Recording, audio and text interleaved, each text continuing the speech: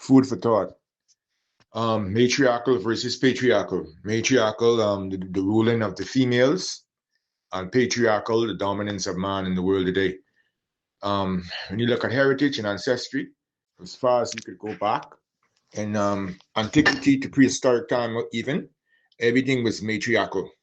All the leaders and oracles and all the whoever was in charge was females. It all makes sense because at the end of the day, even though we say Holy Father, we should be saying Holy Mother. We know we should be saying Holy Mother, and then we should be saying Holy Mother and Holy Father. The thing is, though, the power of a woman. What is the power of a woman? Power of a woman that she could create and she could destroy. She have the power to create and destroy single-handedly. You know, a man don't have that power to create and destroy, unless he using his hand to build a chair and then he could break that up and destroy that. But a woman could build a body part, build a body. She could build a whole body, and then she could destroy that. She could destroy that before that's even formed. She could destroy that. She could destroy that when it was an inception. When she have the power to destroy that as an inception, she could destroy that 3 days before the birth. She could destroy that 3 days after birth. You understand? And she created two. She created the male and she created the female. And when you're speaking about creativity and creative power, this is the only vessel, and she is the only vessel in a human form will have the power to create and destroy. So what females them do every day? Females them show the power of creation every day. So even the creative principle of your creative imagination is feminine. You see what I'm saying? So when it comes to God and goddesses, we should say goddess first, and then we should say God after, because even the gods don't have that type of creative power. You understand what I'm saying? So what happened in the past and what happened when they actually switch it over from matriarchal to patriarchal? We see what men do in a ruling class of ruling in the world today. Even when it comes to religion, you know how long it takes for women to even have a right to stand up and even speak their mind in a society that is religious. So it's all masculine. You see what I'm saying? So when this happened and when this occurred, to the point now to where because men them ruling the society, they ruling it, they lose their respect for the woman, they lose their respect for the womb, and they lose their respect for what come out of the womb, children. And if they did keep up with the matriarchal's respect, the way that it used to be, then man would respect woman, women would respect themselves. Women would respect they front, and man would respect they front. And whatever come out of it, man would be responsible, and then families wouldn't have no problem. Then all the families then would be what it would be, not broken. Then all the families will need to be what it need to be, whole and not broken. You understand what I'm saying? Because it all makes sense. Woman, even if a man buy a house, the woman still run the house. A man buy the yard, the woman, she planting all the seeds in the yard. I mean, the woman run everything and run things. But then we miss the fact because we too busy worrying about brute force. And we could take wisdom and use that because women might don't have brute force, but the wisest of the women, they use their wisdom to govern and to teach and protect and to cure and to keep. You see what I'm saying? So I say all the way into the mother energy. Say all the way in with the mother's energy still. I can't forget the ancestors and what they say about the matriarchal times when the earth was more balanced and women when they running things and when the borders them clash, women will not send their sons and daughters them out to die just because to prove their ego. Men will do that, not women. And this is the reason why the world is in chaos today, because men ruling it, all spoiled children, bunch of spoiled men. You understand what I'm saying? And encouraging women them to be the way that they be right now. But women them have to rise up and know themselves and know their strength. Because when they could do that, then the world will be healing itself over again. We need the women them to know themselves. We need their power and their creative energy so we could heal the world. They can take a healing. And that energy alone is feminine. Just the cure is a feminine energy. That's the comfort. That's the well-being and for comfort. The nourishing, the dandling, and the swinging, whatever it need to be. That energy is the mother principle, the comfort, the care, the protection, But that's just my food for thought still. You know what I mean? Tell me what you think about that still, because you could go back in antiquity and see where they used to worship the vagina and worship the female energy, because life come out of that. The respect, the life force. You know what I mean? So all cultures them see it different on the matriarchal order, but it was all peace and it was all wisdom and it was all commerce coming together and understanding the surrounding the earth and just tilling the soil and just learning the fruits and medicinal trees. And show me where it's any time for war. Ain't no time for war. It's only masculine energy would bring war. And man lose himself. when man lose himself and lose his respect for his mother, and then everything going wrong from right there. And at the end of the day, it's all war against the female energy. We're right down to you got it's supposed to be 0, 1, all the way up to 9. They say 1, 2, 3, 4, 5, 6, 7, 8, 9, 10. It's supposed to be 0 to 9. See that 0 will represent the womb, and then the 1 represent what come out of the womb. You understand? Man or woman could come out of the womb. You see, but who doing this? Who doing this creation work? The feminine energy doing this creation work. You understand? A man had a concept, that's Ptah, but he couldn't make manifest. He had to share it with his consort, that's Sekhem. Time as he share this information with his consort, she done manifest everything. Everything he thought about, she manifested. He couldn't even do it. He only thought about it, and she did it. That was allegoric in the ancient stories. That's to show that in the matriarchal orders, is the power is with the women, power is with the females. So he's saying, even the fact, even the fact that Christ sit up on the lap of Mariam, and when you see Buddha sitting on the lap of his mother, Krishna sitting on the lap of it, what that mean? That mean man can't even be king without the first teachings of his mother and how to stand upright. She teach him that. The first teacher of any child is their mother. We have to restore these things back, man, and heal the earth and heal ourselves and heal our families. This will work. Yes, that is true. All hail power to us women. Because, at the end of the day, in a house here, because in a house here, one male alone inside this house is only female, and we do all things in here. When we're ready, we paint up, we paint the house ourselves. We do most of the things we can do. We just call one our neighbor's son, but we do most of the thing inside here. We make decisions, everything inside here, and so forth. Opportunity to listen to your message. Powerful, yeah, what you're saying. I agree with it. I agree with what you're saying. I think where the problem has occurred is I think both parties, from the patriarchal and the matriarchal perspective, have to know their place. The men are the head. Now, I think when we hear, or when some people hear men as the head, their ego kick in and they decide head means ruler and controller. But the head don't mean that you rule and control everything. The head should mean wisdom and what's the word I'm looking for? Um, it should mean wisdom and delegation. That's the word I'm looking for. And where delegation comes in is women. Women are excellent managers. You said it yourself. Women rule the house. Well, I think Proverbs speak about the virtuous woman in that aspect. She ruled her house well. It's the reason why it says that. This is where women's strength lies. Besides all of that other stuff that you mentioned, in the practical perspective in everyday living, the woman managed very well. And I personally believe, right? The women's strength is in their brain, and the man's strength is in his hands.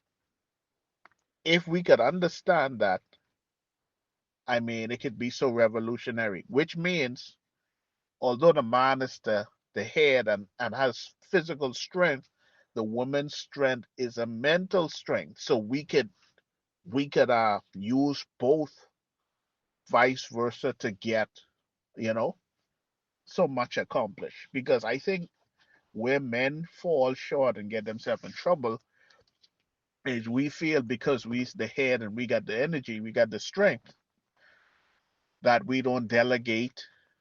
And if we delegate, we so watching over, we don't trust the delegation that we've made, and I mean, as it relates to our society, I believe, I mean, we already know many, and even in the position.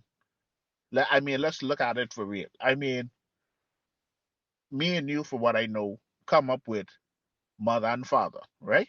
At least My mother and father separated when I was about to become a teenager. They separated, so I spent my teenage years with my father. I spent from 1 to about 10 with my mother and my father. After that, they separate, right? I think you came up with both parents, right? The average youth, especially in our culture, is single parent household. And most cases that's a feminine household. So let's look at the statistics now. Because of the absence of that patriarch, that man, our generation, our culture is suffering. So it's telling us that we need both to survive and to succeed. So although the woman is the manager, she doesn't have that authoritative figure to, I guess, cause reverence and fear to come to the youth. And we can see that across the board. And you've heard it. Women can raise men, and we don't, and it's difficult for a man to raise a girl. You know what I mean? So we need both. We're better together. You know what I mean? So I totally agree with you.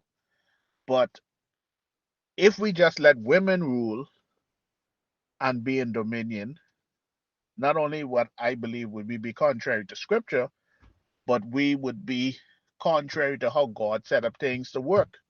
When God sent Adam to Eve, he said she would be his help meet. She was supposed to help him. She wasn't supposed to be subjected to him only. He was supposed to be subjected to her also. It's supposed to be a partnership. But what men have done, although man is the head, we can't knock that. This God ordinance, they've taken that to mean what I say go and how I say go. Necessarily what men say doesn't really go because we're not structured to be managers. We're structured to be overseers. And that's a big difference. But yeah, man, we need balance in order for especially as a people, we need balance so that we will succeed, man. That's my prayer for us that we see one another's strength. We need the patriarchal as much as we need the matriarchal.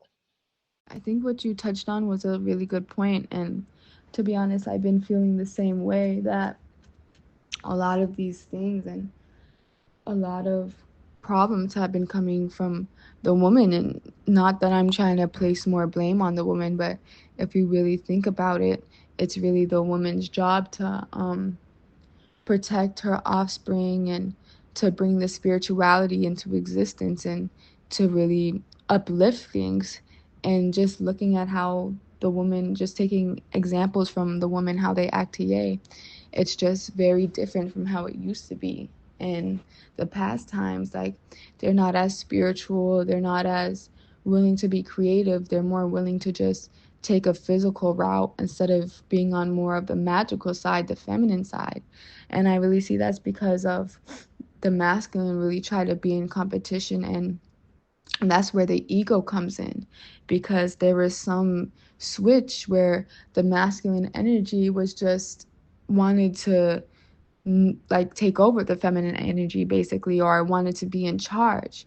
And that's not how the things are supposed to be, because as you said, the son comes from the mother. And that's when men learn that and really learn that, they'll be aware that the woman is really what they're here for, to protect, to take care of, and that's their purpose.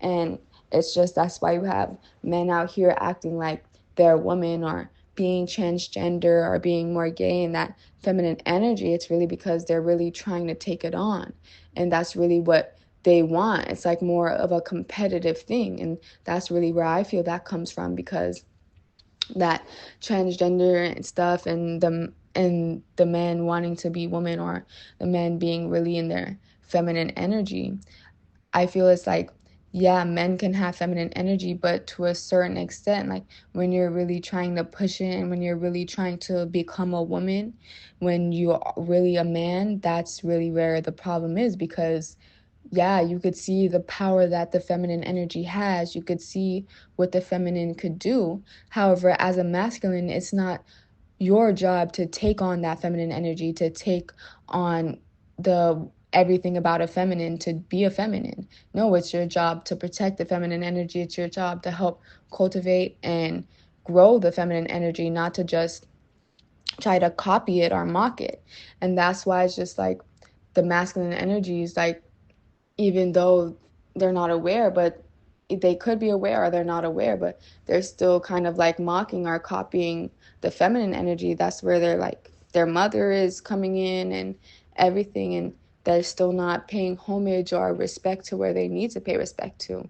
And in my opinion, I'm not placing the blame on any party, but I still feel like the woman has the bigger job and should be more aware and should be more ready, like should be just more, not stronger, but in a sense just, as you said, wise enough not to let a masculine energy like take control, or let her to get in a masculine energy where she can't be able to even exist or cultivate her own feminine energy.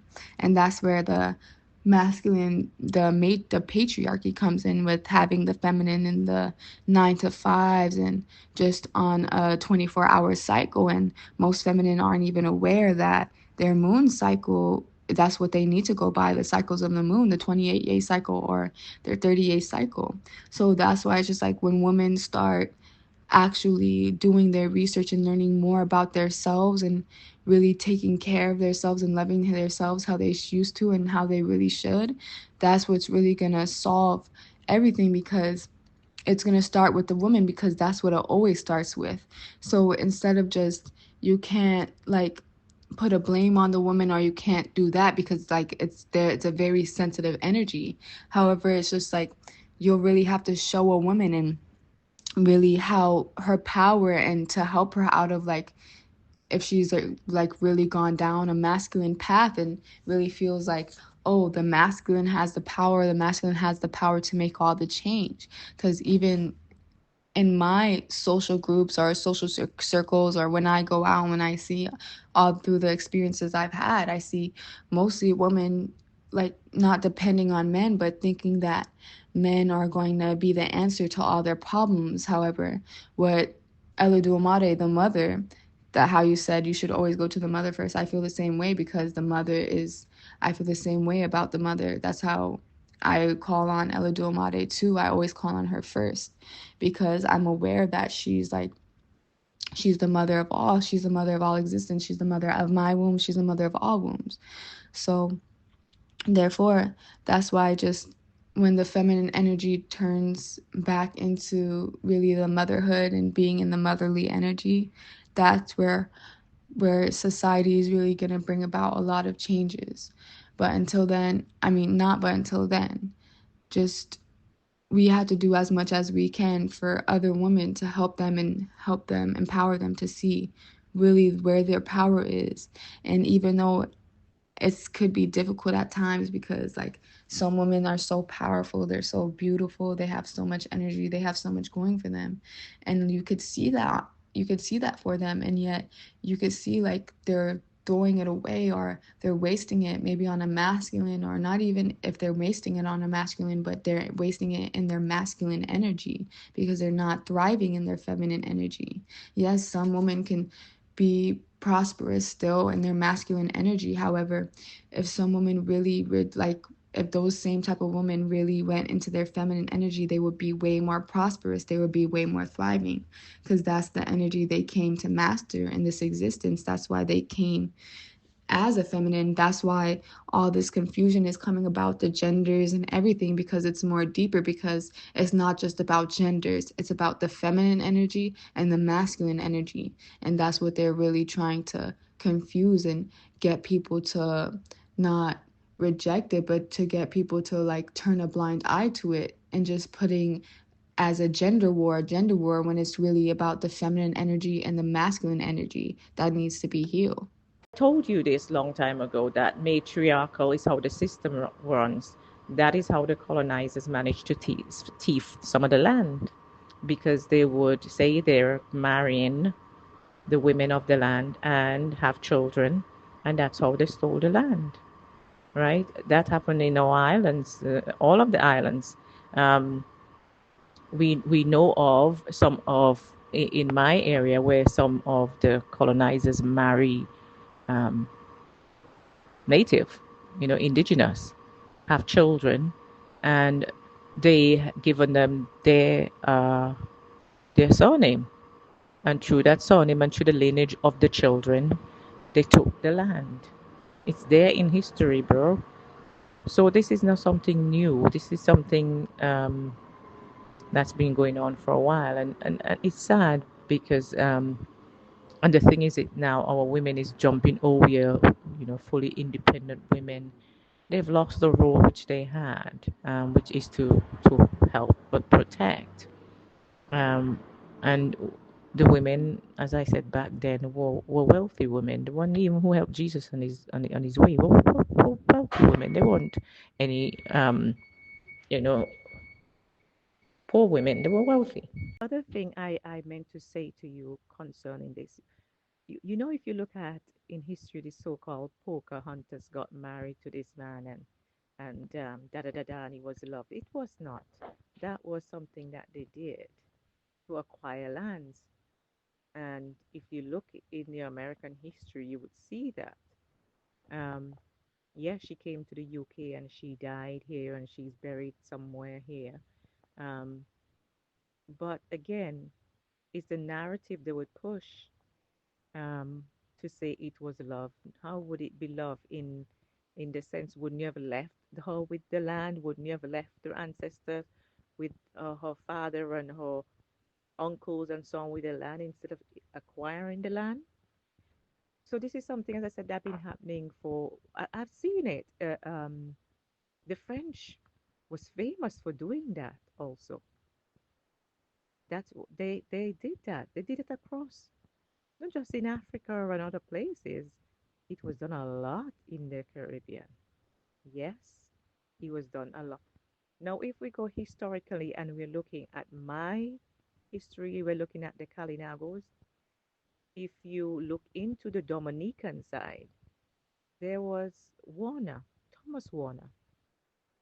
He married an indigenous woman, right? He was then a chief. He was given chief, and so was his son. And anyway, the other brother killed the English brother, killed the Kalinago brother, of course, because Warner was married. He was still married, and he had a child by um, Kalinago woman, and they were he was in Dominica for a little while, and they killed the other brother, killed him. But that's what I'm saying. That is what they did a lot of. Is that they would so-called say they marry, even though they themselves were married, they would have these women, you know, um, they were the some of them were the house slaves, as we definitely know that's happening in the U.S. for sure as well, right? And yeah, and they'll have kids with these women, and that is a way how the lands were stolen in the Caribbean. That just didn't only happen in um, in Dominica and St. Kitts. They happen in other islands also. So we, and that is something they knew, that the lands uh, were given and controlled, and that is how our ancestors, the line where the land came down or wealth came through was to the women. And in order to get to the wealth, you marry the women. That's how they did it. It is still happening today. I don't think a lot of people are aware, or they don't even see it that way, because we are occupied with our stuff and we are not we are so ashamed of our own history. We're not looking into anything. And because we're not looking into it, we're not going to see it. But I'm always looking into our history. But it is still happening today. Um, and today, what they use today also is the governments, right? The so-called government. They too is selling us out. So they're still using the tactic is still what the word is still going. Um, it hasn't changed. It might change, as I said, it might change the shirt, but the body is still in the shirt, right? Somebody still wear that shirt. So they're still doing that. And that's why I keep on saying that for our lands, our people, brothers and sisters need to wake up. We really need to. Uncles, grandfathers, grandmothers really need to wake up. Because very soon, if you look at what's happening in the world now, if anybody needs to run from wherever to go to, as somebody said in the UK recently, they can't run from this land because they were born here, they haven't got other lands. The foreigners that comes in, they've got land to go back to, but the English hasn't. And he's right. But again, the English still own colonies, right? So that alone, our people are supposed to wake up and know if anything shit hit the fan and you have some place to go, where you're going to go yourself. Look at the deportation that is happening. Where some of these people are gonna go because they have left families, they haven't put anything in place to what when they left or while they're in the States or in Canada, they haven't put anything to place to go back home because they didn't expect to go back home. And if they wanted to go back home, they're looking at when they retired, they weren't looking at now. And where would they go back to when all the lands are being sold to foreigners? Yeah. And we got to be very careful in the Caribbean that we don't have that happen in the 17th or start from the 15th, 1500 colonization. Because when all these foreigners are in our land and our children can't get a piece of land to build a house, and some of these islands you can't even go to the beach because they control the beach become private. There's a whole heap of nonsense. Oh, we need to, our people in the Caribbean really need to wake up and smell the coffee. While we are so concerned about Gaza and everybody else, we are blind to what's happening on our own shores. Why are we not waking up to what's happening on our shores? Why are we in somebody else's business? Why are we not about our own business? Meaning our own lands and what is our government doing behind our back. Well, not behind our back, blatant in our faces, but we are so occupied to fight for someone else. Is this colonized mentality? It gotta be, right?